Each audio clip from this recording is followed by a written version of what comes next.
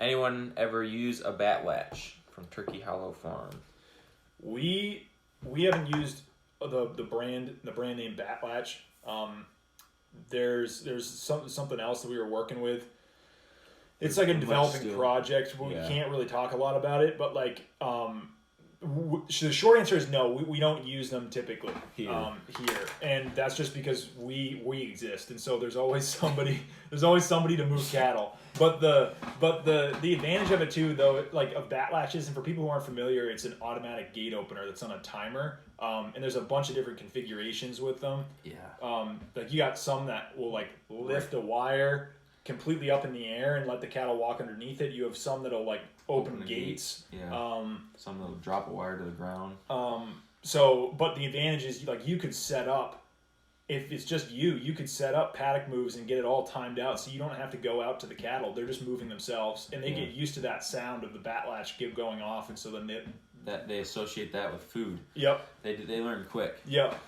And the other thing too, like not only just being able to plan out animal moves in advance, is like you can get some serious seriously like frequent and high, some frequent moves, and therefore like high stocking rates in your paddocks, because you could take a paddock that you normally give them for one day, and you could divide it into fourths and put a BATT-LATCH on each division, and then every like hour or two you could have the BATT-LATCH open, and so they're grazing and then they get a fresh strip, and they're grazing and they get a fresh strip, and so like they're constantly being moved onto fresh ground and constantly eating, and so it's really good for that's really good for finishing animals. Yeah. Super good. It's like it increases their plane of nutrition, so they end up putting on a lot of weight doing that, which is a good thing. What was it? One time Greg he went out to see if he could make his cattle too full or something, and every hour or every time he saw a cow, so he'd move into a paddock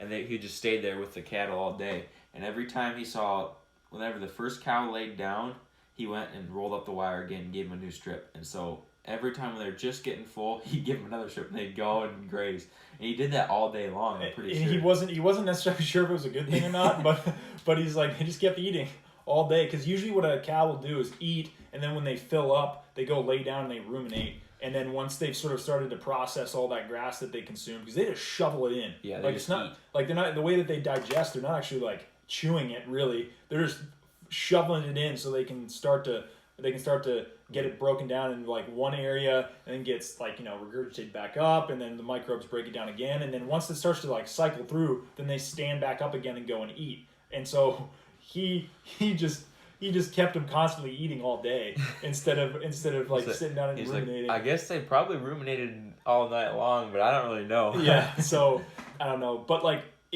for finishing animals, if you have a capability of doing that, you're gonna put so much fat on the animals that way, like good fat. There's a guy there, Ian Mitchell Ennis, Greg's African friend, mentor, or whatever.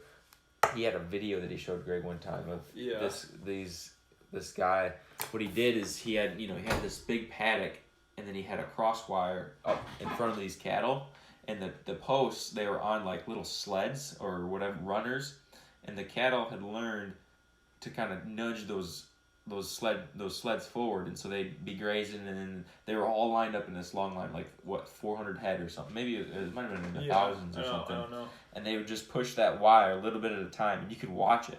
They'd just be slowly moving across the paddock, all at the same, kind of like a feed bunk, and they all just start walking, grazing as they go. Like, you talk about serious gains. I mean, they're just eating as fast as they can because their buddy right next to them is going to get that bite. Yeah, there's so many things about that I have questions about, because it's like, how the heck did they keep it in a straight line?